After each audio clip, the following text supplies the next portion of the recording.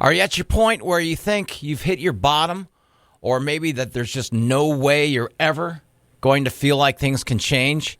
I was like that. I really was. And I want you to know, my name is Bromo, by the way. I want you to know that there is a way out. Please join us for my podcasts. Without the ones like you, who work tirelessly to keep things running, everything would suddenly stop. Hospitals, factories, schools, and power plants, they all depend on you. No matter the weather, emergency, or time of day, you're the ones who get it done. At Grainger, we're here for you with professional-grade industrial supplies. Count on real-time product availability and fast delivery. Call, clickgrainger.com, or just stop by. Grainger, for the ones who get it done. All right. There is a way out. My name is Bromo, the 19th of January today of the year 2024. I've been trying to put these together as not really as quick as possible, but I want to get everybody up to speed. Everyone's heard my story. So sometimes I kind of feel, I hope I'm not boring people who have heard my story before, but I'm getting that out of the way, which might take a little bit of time. I appreciate everyone being patient. And then, of course, I want to put others. That's the highlight. That's what this vehicle is all about. I want to hear from others, their stories and their strength and hope. Again, my name is Bromo. This is There Is a Way Out, this podcast that I do here in Bismarck, North Dakota. Actually, we are in Mandan, which is just right by, right on the edge of Bismarck. We're on the 12th floor. Elevator still busted here at our radio station. I am not an expert. I don't have any degree or anything like that. I do have experience with addiction. I'm an alcoholic. My sobriety date is 2/17/09. If I get there, I'm coming up on 15 years. And I have to tell you, on that sobriety date is my favorite, by far, favorite day of the week. Better than my natural born birthday. I'd like to push that back, of course, but sobriety date. If anybody is reaching a sobriety date, whether it's a year, whether it's 6 months, whether it's 25 years, you understand what I'm talking about. Now, this podcast, of course, again, I did this 4 or 5 years ago. I put together 30 of them with a different company, and I'm not I can't replay them back just for the reason that I was with a different company. So that's why I'm doing them here.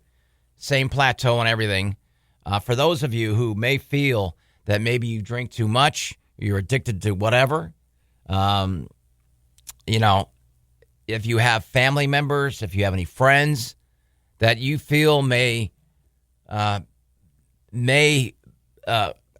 be helpful if they listen to this and listen to my story and my progression on how things became worse and worse and worse until I hit my rock bottom, and then I made my climb back.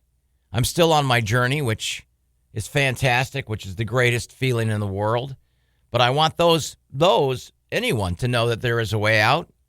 And last episode, I was talking about how I got involved in a misdemeanor hit and run, and I was sentenced to this and that and this and that. And I took care of all that. I took care of the victim. I did what I was supposed to do as far as my license was restricted, I believe, for half a year. I could only drive to and from work. But I procrastinated really bad as far as I blew them off when I was supposed to show up for community service. I blew them off again when I had another chance with an extension. I only completed half of that. And then on the edge of being sent to jail, my lawyer was able to get me into a place called work furlough, which I went in. And at a work furlough, they let you go during the daytime so you can go out to your job. They let you keep your job. You pay a certain amount of money, kind of like rent. And when you're done with your job, you better be back at a certain time because it is a minimal security place. Different rooms with everybody living inside them. I had like 6 roommates all in one room. We all had bunk beds. Every 2 hours there was a count. You had to be on your bed. That's the closest I've ever been to jail. But at least they let you go so you can go out and keep your job. So for 45 days I did that. They give you a sack lunch. And you better stick to that sack lunch, they highly suggest, because if anybody strays and has like a bagel with poppy seeds in it, which can look like you just had cocaine, I believe. I don't know all that technical stuff, but you better eat what they put in your sack lunch, which is a soggy bologna sandwich and an orange or whatever, and maybe a pack of potato chips and cookies, whatever. That's what I did. And on that 45th day, just like high school, where somebody turned around and said, "Are you new here? Can you pass this yearbook to Betty Big Chest behind you?" One of the police officers or one of the work furlough officers walked by and said, "Can I help you? Are you new here?" "Nope, I'm just 15 minutes away from getting released. I'm sitting on the bench here on my 45th day." Right at midnight, my dad was there to pick me up, and we're driving home, and it was really nice to be in my dad's car with my dad and all of that, and I know I'm going home, and he asks me, "What would you like now? Are you hungry?" Obviously, what I wanted was alcohol. I said, "Can you stop by the 7-Eleven, Dad?" So I went in there, and I bought a 6-pack of beer, and I must have downed 4 of those in about 42 seconds when I got home. At this point now, I'm still working at the radio station. I'm also still working at the restaurant. The restaurant eventually faded. And here's why, because I had an opportunity to work right across the hallway. We were there at our radio station, and we had like 4 radio stations in the same building. And right across the hallway is where I would meet my best friend. 10 feet away, he would come in there with the rest of his crew after the show. And I remember, I told you earlier, I was not much of a morning show expert, but I watched this guy and I listened to him, and I started hearing about his show, and he was a genius. He still makes me laugh every time I talk to him, every time I'm hanging out with him. The show was called Dave Shelley and Chainsaw, and I met Dave, and we were able to, talk here and there about, this or that. We both like golf. And at that time, I was working at another radio station. Like I said, we're all in the same hallway. And I was recording the Howard Stern Show. Yeah, which runs in New York at 6 o'clock, which is East Coast time. Which, with us, we're out on the West Coast. Of course, I had to be in the radio station at 2:45 in the morning. So there I am recording the Howard Stern Show for a while. And I got a chance to do something for Dave and his show as far as filling in for a guy who used to set up golf courses. Once a week, he would take listeners out. It was called Dave's Free Thursday Golf, and he would take listeners out to all the nice golf courses around town. And they would take out 2 groups of 4 and play golf on a Thursday. And in return, he would give them all kinds of great talk about how cool the course is on the air, all kinds of advertising, basically for free, in lieu of giving us free golf. Golf courses loved it because it didn't cost them any money. We loved it. Didn't cost us any money. The guy that was arranging those golf dates kind of pish-poshed, and he kind of let it go. And I asked Dave, "Do you mind if I take over?" And he gave me a chance. And I started, I went at it full on big time. And I started finding golf courses that they had not played before. I was able to get us out on a golf course that had just opened right down there in Mission Valley. So as Dave and I were playing and getting to know each other, remember now, I'm still not on his show officially. As we were playing golf together, clowning around and stuff, of course, he would go on the air the next day and talk about the golf course and how great it was and what he shot, who the people that he played with. And so as we progressed, and I, hopefully he liked my sense of humor, which is whatever, but we thought that we would come up with a golf bet. And so as my real name is Dave, his name's Dave. So out of the blue, they started calling me this Bromo guy. Abramowitz was my initial, the longer name. Bromo is where I get my name, Bromo. So for those of you who know my real name, and you've asked me before, how the heck do you come up with Bromo? That's how. So he started calling me Bromo on the air, and said that Bromo shot a horrible 190 or whatever it was, because I wasn't good at golf, still not. But we made a golf bet. We made a very first golf bet. which turned out to be unsuccessful. As a matter of fact, the golf bet was I was supposed to kiss a guy in the mouth for like 5 seconds, I believe. And we tried to find somebody, and the producer who was shuttling me around trying to find someone snuck me out onto a military base. Well, the problem is when he told everybody, and he told Dave on the phone, on the air, where we were, military police at that time, and still to this time, they don't like it if someone sneaks you out on a base. So there I am getting out of the car to pay off this bet, trying to kiss a Marine or kiss whoever. MP police showed up and basically almost put me in handcuffs, put my hands behind my back, took me into this building and said, look, the reason why we know you're here is because we listen to the show. But listen, don't do this again. We don't want to have to call the real police and come in. It's not fun and games out here. Remember, this is before 9/11. And this is back around 1998 or so. That's when I very first became kind of a member on their show. So that failed. The next golf bet payoff was pretty much more successful. That was when I was supposed to wear a white T-shirt, tighty-whitey underwear, black socks. By the way, the T-shirt tucked into my underwear, which was a good look. And I had to walk into Denny's and order a Grand Slam breakfast. We did that, and a news station came out and covered it. And from then on, we started making golf bets every Thursday. From then on, I was actually able to become a member of the show, actually a paid member on that radio station. Bromo was my name back in 1998. Now, my drinking was progressively becoming an everyday thing. Whether I went out and golfed with my friends during the daytime after I got off work or whatever, beers were always there. Coolers of beer. I enjoyed beer. I liked how it made me feel. I liked how alcohol made me feel. It kind of toned me down a little bit. It kind of made me less nervous because I'm a nervous, itchy guy anyway. If you're ever around me, you'll see that.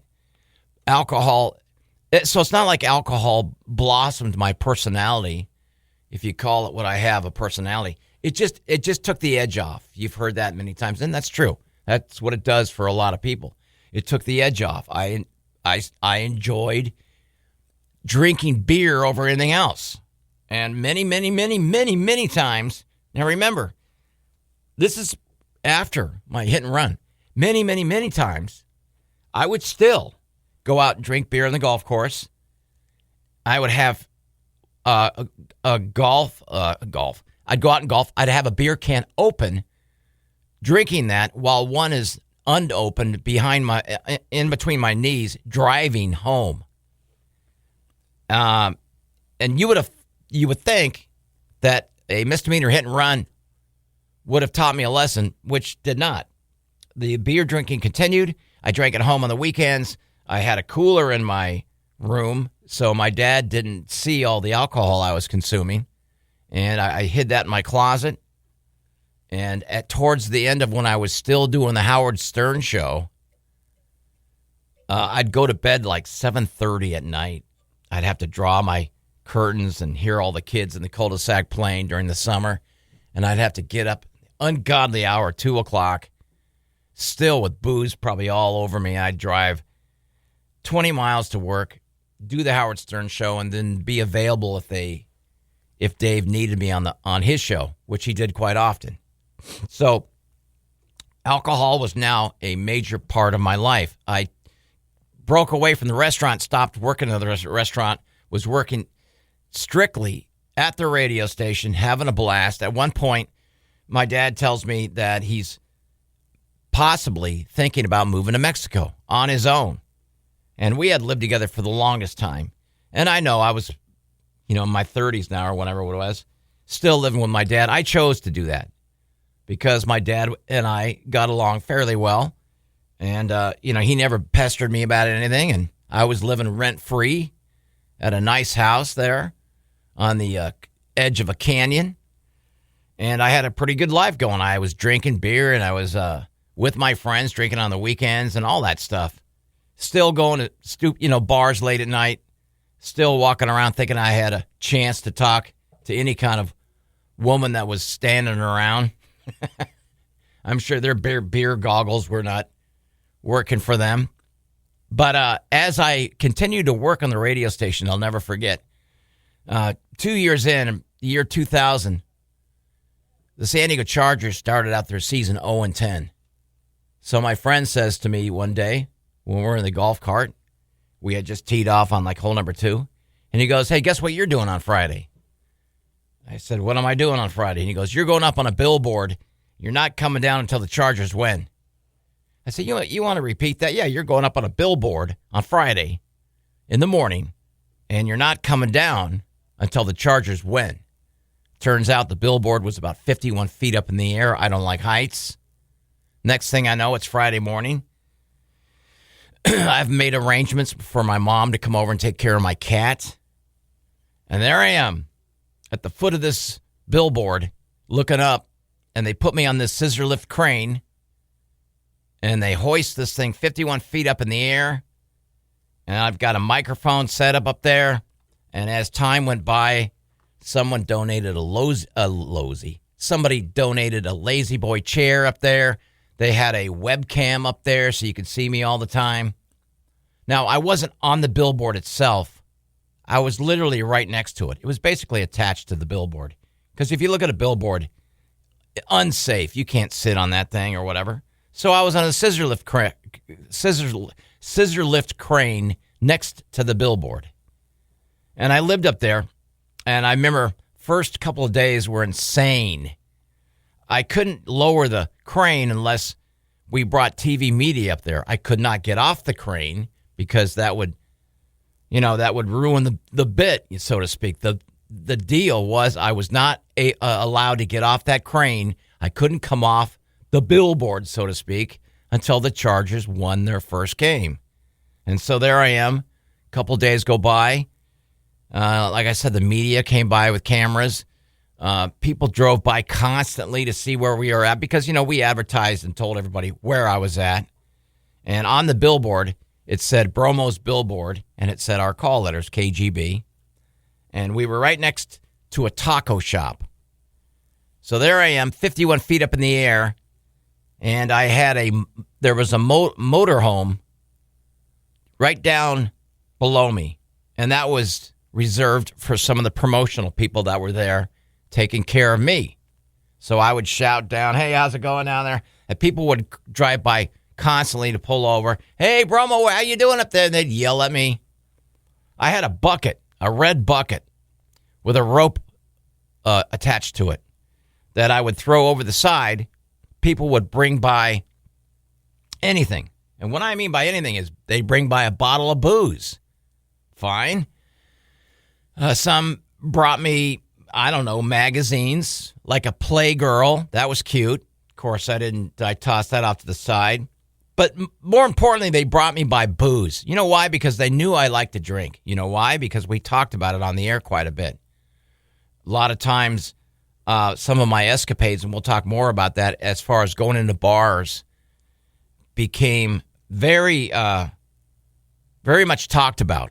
And some of my drunken stories were the kind of stories where people could go, "Oh, my God," and they'd laugh at it. Because I was the guy who poked fun at myself. I was the guy that lost the golf bets. I was the guy that you can make fun of.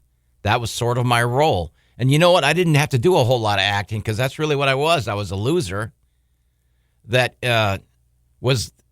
nobody knew who the guy was in high school kind of guy. And loser as far as with women and all that stuff. So I played the role quite easily. So during this stay, my manager would come by every once in a while. "Hey, what do you want to eat? You want a taco?" No offense to the Mexican food place right over next to me. I'm getting sick of their food. No offense. I'd really like a salad. "Oh, come on. Don't just..." So he'd have to go to some place and make me a salad or whatever, bring it back. I'd lower the bucket. He'd put the salad in the bucket. I'd hoist it up. "Thank you." And eat my dinner. Now, as far as taking care of personal things, I would move that webcam out of the way so it wouldn't spotlight me as I went the there was no porta potty up there. There was a little round bucket, a camping bucket that people would use sometimes camping, from a company called REI. It was a bucket. You'd open the bucket up and you'd go to the restroom in there, and then you would empty it eventually. And how I emptied that was very complex. It was in a big, huge plastic bag in the bucket.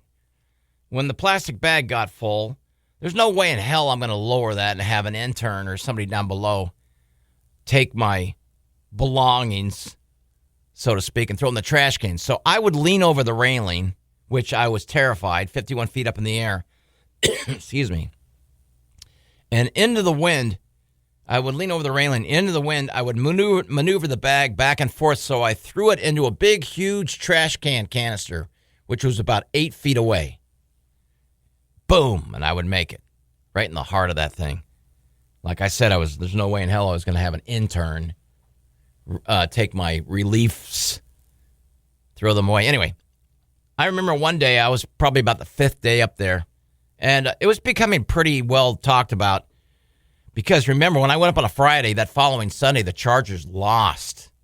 You see, I could only have been up there a couple of days. My hope was when I went up there on that Friday, they would win 2 days later. I'd be out of there. Nope, they lost. So I remember like the 5th day I was there, another motorhome pulls in, and it's a chef. It's a full-on chef. And he's sitting there, and he's looking at me, and I'm looking down at me, and he's got his full-on white chef outfit on, and he's from a culinary school.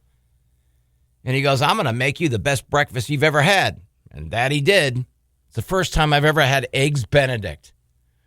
Orange juice served in crystal glasses. Utensils, toast.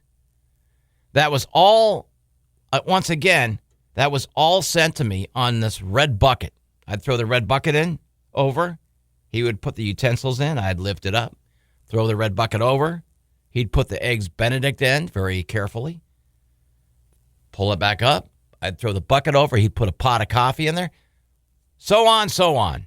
He came back later on that night and made me barbecue ribs with salad. And the salad had little peanut butter brittle bits to it, feta cheese, and man, was I eating like a king. Literally, eating like a king. I spent Thanksgiving up there. Yeah, I spent Thanksgiving. My nephew was born when I was up there. And finally, after 10 days, the Chargers kicked a 53-yard field goal to win their only game of the season. And as they were about to lower the crane, the fireworks guy had been there a couple days before and said, look, Bromo, whether you, if you win, if the game and the Chargers win, come over here. See these marks right there? Yep. You're going to stand on that mark and that mark with your left foot, right foot. You're going to hold the champagne up over your head, and you're not going to move an inch. Okay, why? I'll tell you why. Because these fireworks are going to be buzzing by your ear within inches. And that's what happened. When the Chargers won that game on that Sunday, all these fireworks went flying past my head. They lowered the crane nice and slow, and I got off, and I was some sort of hero. Some sort of hero, I guess. And all I could think about was going home to my own house, my own bed, and drinking more and more and more. Remember now, alcohol was part of my life. Alcohol was part of the stories that were on the air. Alcohol was really attached to me. That was my tag, basically. No, I wasn't the town drunk. I was the town guy that lost all the golf bets and went around and had to go up to 7-Eleven in the thong and buy people coffee, whatever.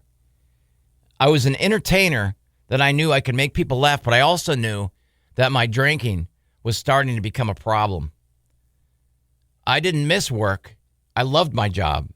I thought I was some sort of big shot for the first time in my life ever. First time ever in my life, people kind of knew who I was. And I have to tell you, it was a nice feeling. When I was going into bars and such, people would recognize me. And they'd come over and hey, Bromo, can I buy you a shot? Oh, yeah, you can. It was a feeling I had never experienced before. So I can't lie and say that I was modest and, Oh, please, I'm not like you. I enjoyed it. But I never thought, really never thought how alcohol was going to ruin my life. But it was about to. It was about to. My next episode, I'll tell you how my alcohol increased. Dangerously so.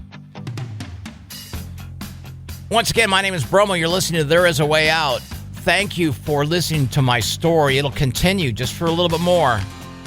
And then we'll have others come on and we will have fun sharing.